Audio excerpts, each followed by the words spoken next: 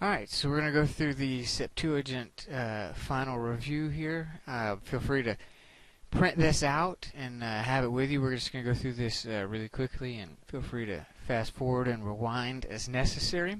Alright, number one, describe in your own words the differences between the major divisions within the Septuagint versus the major divisions within the Hebrew Bible. Right? So basically, what I'm looking for here is the Septuagint is divided into three sections.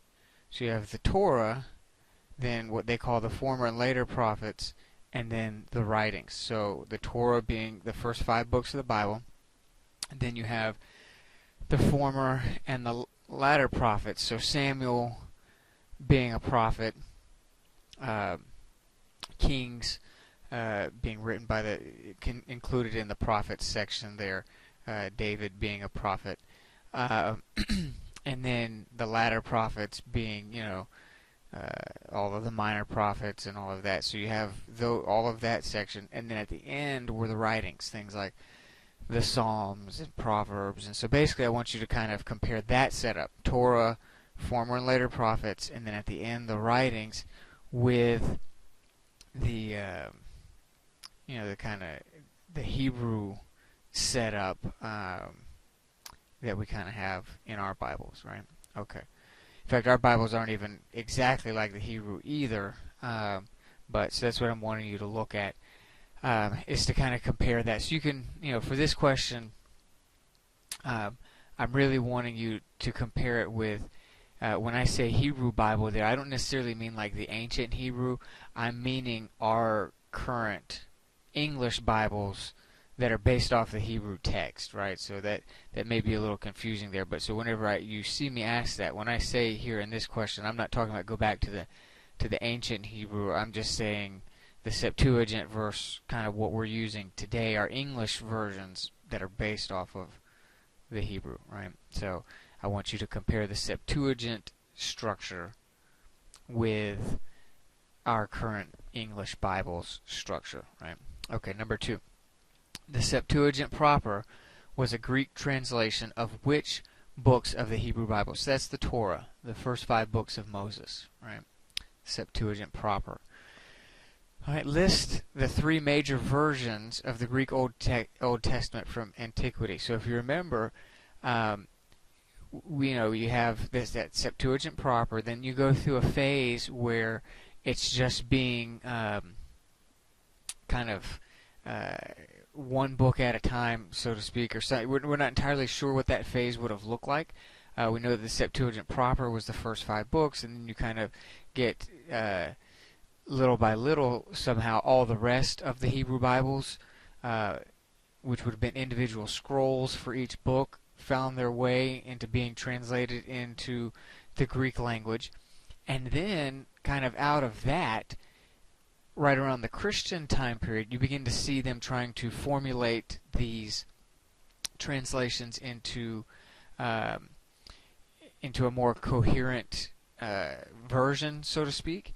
And so you kind of had that, what's kind of more the ancient, original kind of works, where these things were probably just individual books being translated. The book of Samuel being translated into Greek, and then the Psalms being translated. But then around the Christian era, you begin to see them putting together some of their own versions of this, right? And so I'm sure before the Christian era, there were large collections of these. But after the Christian era is when you really start seeing kind of coherent, clear versions of the full Greek Old Testament.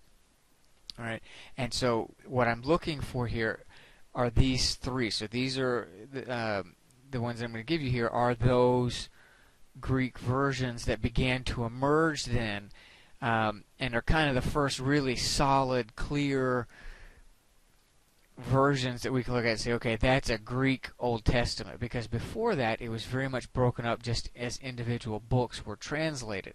So they had all of the Greek Old Testament translated into Greek prior to these people. But this is where we really start, to the best of our knowledge, to see them kind of coming into a coherent collection, right? So the three would have been Aquila, right? And I believe Aquila was like 128 AD, so that's right around the time of the Christian church's emergence. Symmachus, Smmachus, and Theodotion, right? Theodotion, Theodotion. So Aquila, Symmachus, Theodotion. So they all had their kind of Greek version that they put together. And so then with their versions that began to emerge, you start to then are able to think more clearly in terms of a codex where all the books are collected together like how our modern Bibles are, versus the individual translations of individual books that were taking place during the time where it was mostly scrolls and parchments. That transition started right around the Christian era. Right around the disciples' time and a little after is when we really started seeing the codex take more of a prominence versus individual scrolls, and so you kind of see these Greek translations kind of coming out, and they're complete then collections of the Old Testament, right? Okay, so Aquila, Symmachus, and Theodotion. Number 4, what is the major difference between the formation of the Septuagint when compared with the other main translations like the Latin Vulgate?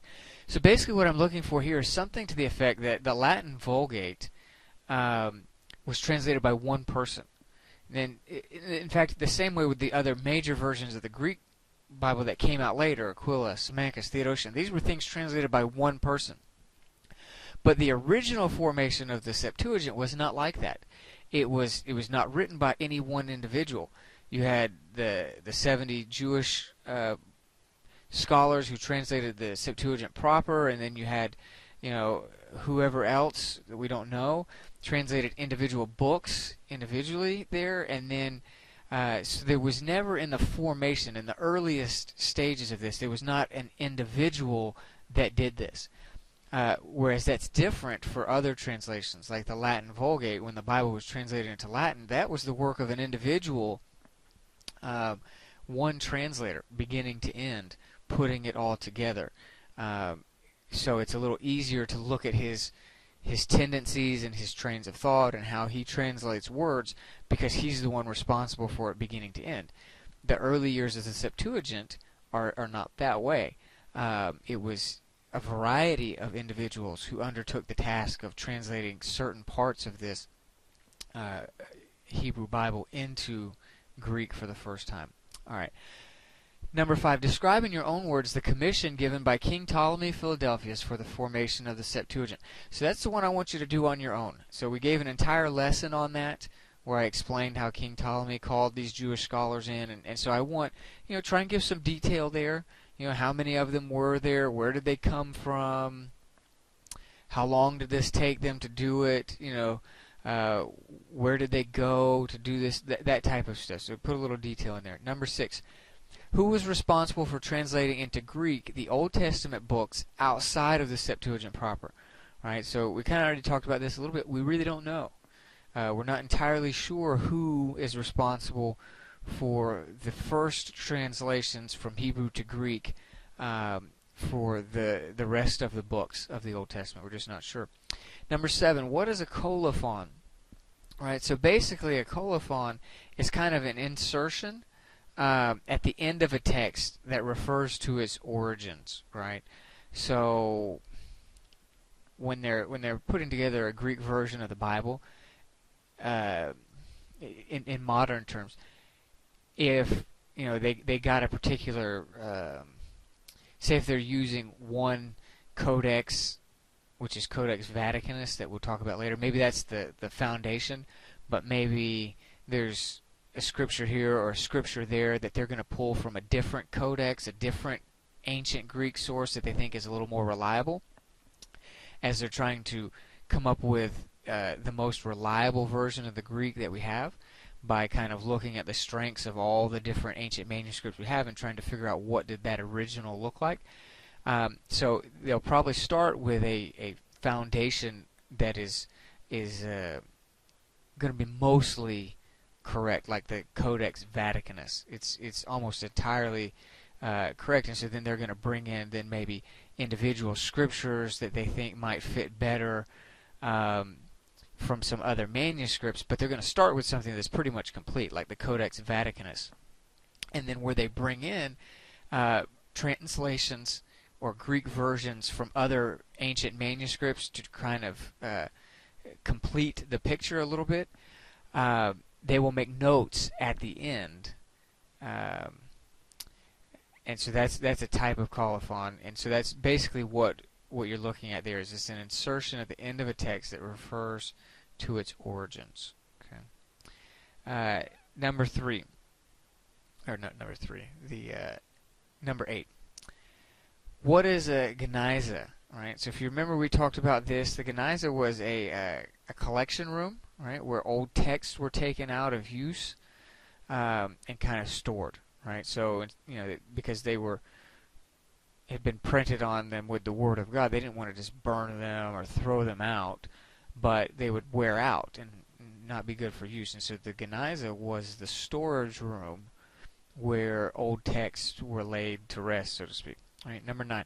List the 2 most likely reasons that the original Greek translation of the Old Testament began to be revised during the Christian era. So this is how I was saying, you've got these kind of maybe first translations that are still a little shrouded in mystery. And then you start seeing after the Christian era people like Aquila and Symmachus, putting together their own kind of revised version of this, right? So they're not necessarily changing their originals or anything, but they're going back in and doing their own version. And so there's a couple of theories behind why that they've done that, right? So one of them is the fact that because Christ has now come, right, in the interim there between when the Septuagint was first formed and when you start seeing these versions, Christ has come. And so you were seeing then 2 different religions using the same Greek Bible. So Jews who were not Christian were using those early versions of the Greek Bible, and Jews who were Christians were using the early Greek version of the Bible. So it's entirely possible that these kind of revisions were somehow produced because there was some quarreling going on, because you've got 2 different religions using and interpreting the exact same copy here. And so it's possible that the Christian church was trying to get their own kind of revision done, their own translation that would then be their copy of this that they could move forward with and not have to be fighting with the Jewish believers over their text. So that's one possible reason. Then the other possible reason is, like I talked about in the last video, that hopefully you go back in and watch, about comparing Greek to Hebrew, about how for a long time there were just a variety of Hebrew texts out there as well, just like we have in English today, a variety of different translations. There were a variety of Hebrew versions of the Old Testament circulating, in Jerusalem and places like that. And so around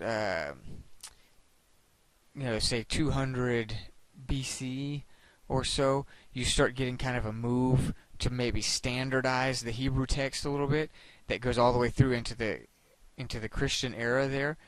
And so it's possible that because the Hebrew text was being standardized into one kind of version there so that it wasn't spread all over the place, that then maybe you started to get a reaction then from Greek scholars to say, well, we need to do the same thing then. If we've got these various versions of the Greek text, let's standardize it down into one. So you get people like Aquila and Symmachus and Theodotion who began to try and standardize the Greek text there. Okay, so it's either that it had to do with the Christian and Jewish tensions that were arising, or it had to do with the fact that as the Hebrew Bible was beginning to be standardized all the way through into the Christian era, and then after, you see the Hebrew text begin to be standardized, right?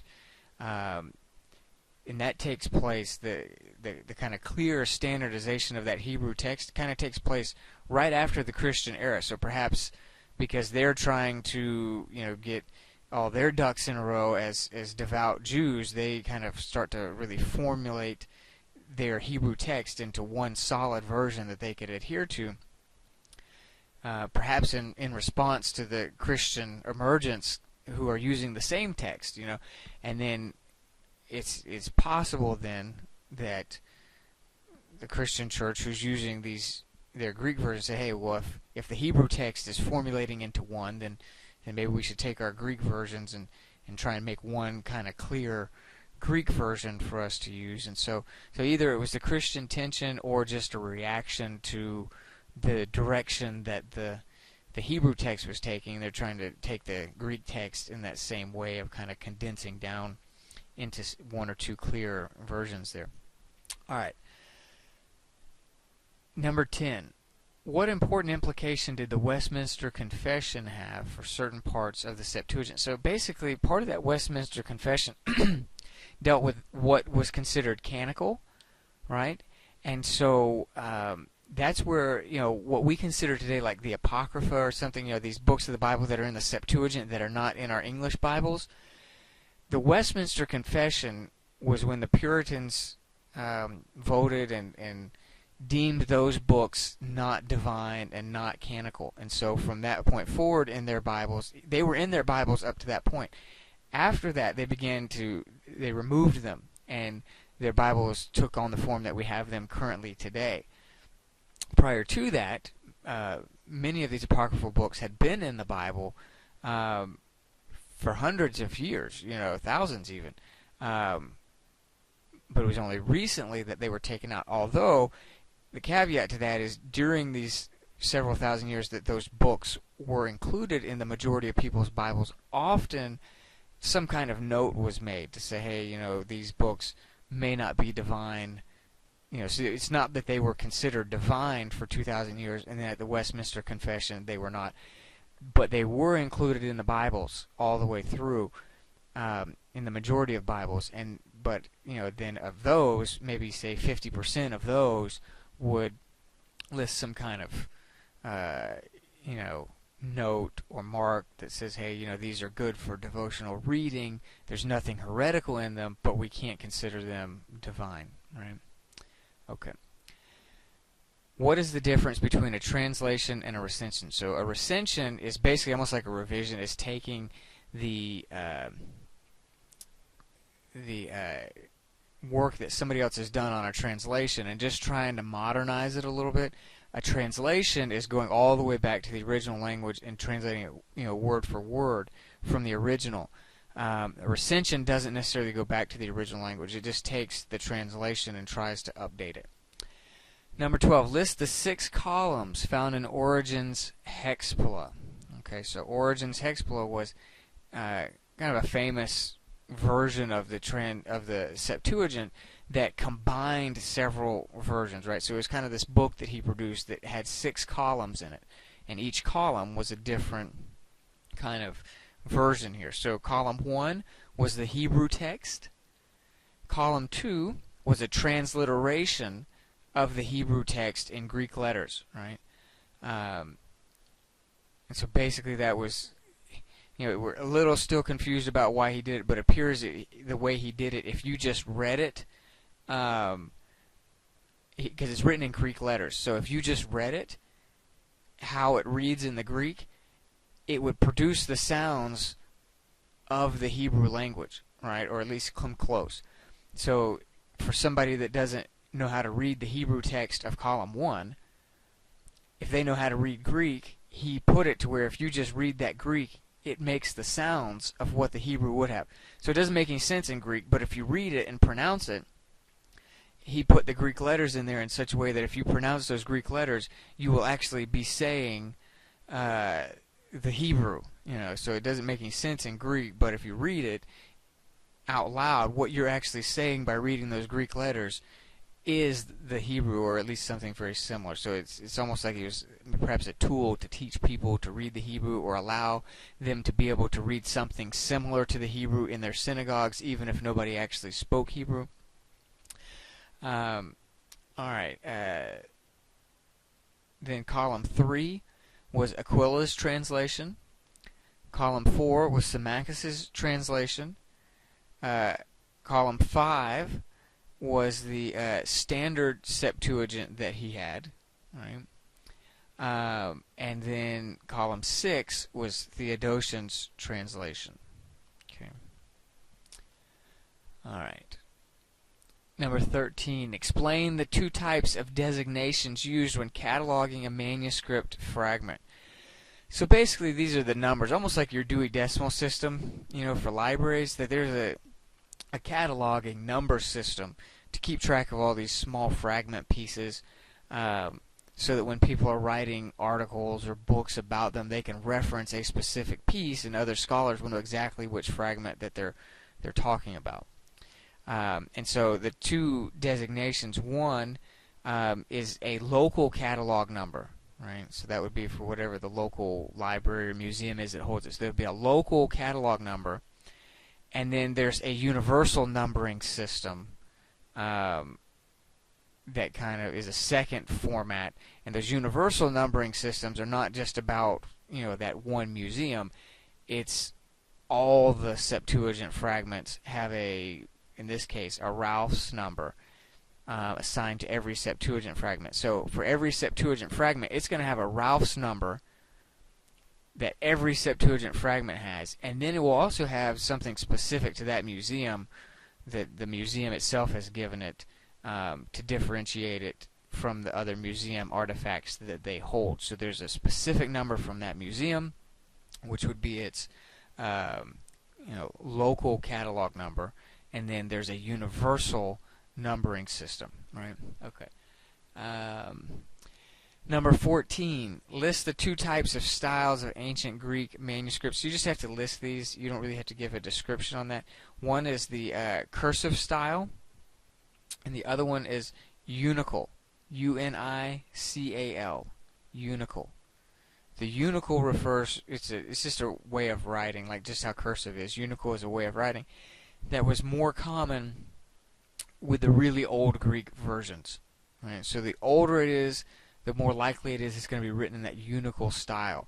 As it started to get more into modern, after the Christian era and things, you started to see more that their, writing style kind of changed from the unical style more to a cursive style. Okay. So by looking at the style, you get a pretty good handle on how old one of these fragments is right off the beginning there. All right, number 15. Explain how the Latin Bible came to be based off the Hebrew text instead of the Greek text. So the Latin Bible was translated by Jerome, at least the Latin Vulgate was. But the Old Latin Bible, the first translation, I'm just kind of giving you the story here. I want you to put this into your own words for the question here. But the basics is the Old Latin Bible was based off of the Greek text. But then when Jerome came in to do the Latin Vulgate, he decided to base it off of the Hebrew text. And so because that became the popular Bible of the day, that's when you started seeing the shift away from the predominance of the Greek text that you saw throughout all of the early church and all of the Christian beginnings. The Greek Bible was predominant. When Jerome put the Latin Vulgate based off of the Hebrew version, then that Vulgate spread throughout, the Roman Empire there, and it kind of displaced the Greek Bible, and that's where we get the shift from the Greek version to today's English version that's based off of the Hebrew. Okay, because our English versions kind of went and took the same cue that the Latin versions did, and we kind of, began to follow their lead on that. Number 16, the standard codex used as a source for reconstructing the original Greek text is, I told you this one already, Codex Vaticanus. Codex Vaticanus. That is the version that is the most error-free of all of the ancient versions, and so it is the standard starting point for modern translations and modern critical editions, which is what we'll get to next. 17. Ralph's edition of the Septuagint is known as a critical edition. What is that? A critical edition is not any one ancient version. A critical edition seeks to get to what was the original, even if I have to use 15 different translations and 30 different manuscript scraps and parchment pieces. I want to get back to what was the most likely original wording. And so in order to do that, you often have to look at a variety of ancient manuscripts to see where does this one have an error, what needs to be corrected of this. So it's not where you're trying to take just one ancient Greek Bible and translate it. You're looking at all the ancient Greek Bibles that we have and trying to come up with the most accurate and likely version of what the original would have looked like. And so when somebody does that, they bring in all of these ancient manuscripts and things and try and translate all of that and figure out what was the original like. The version they produce from that process is called a critical edition. Number 18, explain in your own words the difference between deuterocanonical and apocryphal. Basically, I want something like this. They're very similar, right? Deutero means like a second, like so Deuteronomy is the second giving of the law. Deuterocanonical is a second canon, so to speak. So if you are in a church that has these books that were in the Septuagint that are not in the English Bibles, we will often call them apocryphal. But if you're in a church that considers them to be part of the canon, they will call them deuterocanonical, meaning second canon. They are part of our canon, right? So if you go to a church where those books are still part of their Bible, they don't refer to them as apocryphal. They refer to them as deuterocanonical. If you are in a church like a Protestant church that does not use those books, they will refer to them as apocryphal. Right? Number 19, define collation. Right? So collation is the process of comparing a standard text against a new text to look for variations. Right? So that process of taking the Codex Vaticanus and comparing other manuscript fragments to that, for variation, or so that's kind of a collation. Or if you have two versions of Codex Vaticanus, right? Because they made several copies of it. What if you have two versions of it? They're not going to be exactly the same because there's going to be some copyist errors, right? Out of 1,000 pages of a Bible, somebody's going to make an error or two, right?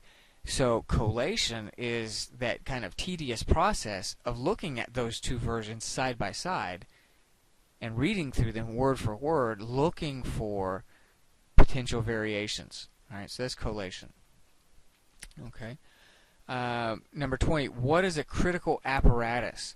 Critical apparatus is something at the bottom of one of these critical editions, right? So we talked about the critical edition just now. Critical apparatus is kind of the section at the bottom that lists variations, makes kind of notes about the variations, right? So if you've got a critical edition, it's taking in information or versions from all these different things. The critical apparatus is that section at the bottom, almost like in your commentaries where it's got, maybe a section at the bottom of the page that has some notes of important things you might want to know, or where a particular comment came from, that kind of stuff. That's a critical apparatus. When it's put on a Septuagint, it's called a critical apparatus. But it's very similar to our notes section in a book or something like that that comes at the end of a page. All right. Define vorlage. I don't think I gave you this one in the class. videos I might have, but a voilage is the version that is in front of a translator when he translates, right? So the reason that's important is, okay, say if we're looking at Jerome's translation into Latin, he's using a Hebrew text that's in front of him. So when he's translating the Hebrew into Latin, there is a Hebrew Bible in front of him. So voilage is that text that he's looking at that he used to make his translation. And so in studies, sometimes you're trying to figure out when someone, because all you have today, you don't have their voilage. All you have is the translation that they made, right? And so sometimes some areas of biblical study will want to try and figure out and reconstruct the voilage that a particular translator was using. You know, what did their Bible look like at the time when they were making their translation, right? Okay, so that's voilage. All right, so if you have any questions on these, feel free to email me, and then go back in and look at a couple of those that you had to do on your own, and you should be just fine with this one.